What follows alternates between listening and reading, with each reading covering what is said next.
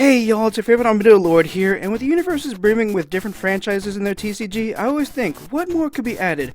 So I figured, why not add an old classic from the Megaman franchise to the game? And I'm here to talk about what if Megaman ZX and ZX Advent were added to the game. UniVersus once featured the original Mega Man, so I figured why not feature other aspects of the Mega Man franchise, especially those that I feel that have been neglected by Capcom. ZX Advent was a major part of my childhood, and leaving it on the cliffhanger after that secret ending with Thomas was a bitter pill for me when I was younger. But enough about my bitter feelings, let's get to the positives of this part of the franchise, and why I believe it would make a good addition to the UniVersus franchise. Starting off with the characters that could be added to the game, let's start off with the heroes of this game. We have Ale, Vent, Jiro, Prairie, Ash, and Gray. The last two I'm going to return to them later, as I see them being potentially overpowered. Now for the remaining heroes. Prairie is the leader of the Guardians, and is stationed on the Grand Nuage airship, so while not a traditional fighter like the rest, she still has some tricks up her sleeve. As for Ale, Vent, and Jiro, they rely on biometals to aid them in their combat.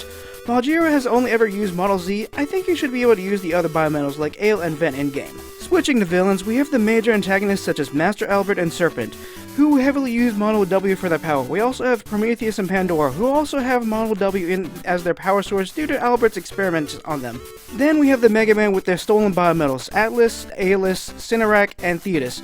I can see them sharing attacks and actions with the other heroes that use biometal, as Ale or Vent previously used those biometals. Finally, we have the Proceduroids, the main bosses of these games, and some of these enemies I could see fitting well into this game would be Hyvel, Protectos, Voltron, and Bifrost. There's a total of 16 Proceduroids, and there's plenty more to choose from.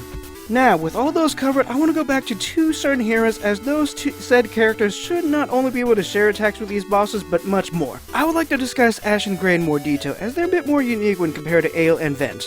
See, in Mega Man games, the protagonist usually absorbs the power from bosses to have a new weapon that matches the enemy's elemental ability. While Ash and Gray do follow this trend, they take it a step further due to Model A, which allows them to transform into the enemy they defeated. So, if we were to bring this ability into UniVersus, those two would, in theory, be able to access a ton of attacks, actions, foundations, and assets. Now, they could get nerfed as they've only been shown to copy Reploid and Biometal DNA, so they can't access every attack or action in the game.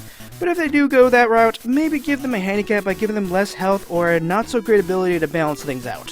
Think of it like Smeargle from Pokemon, where they can copy almost any move, but its stats are nothing to write home about.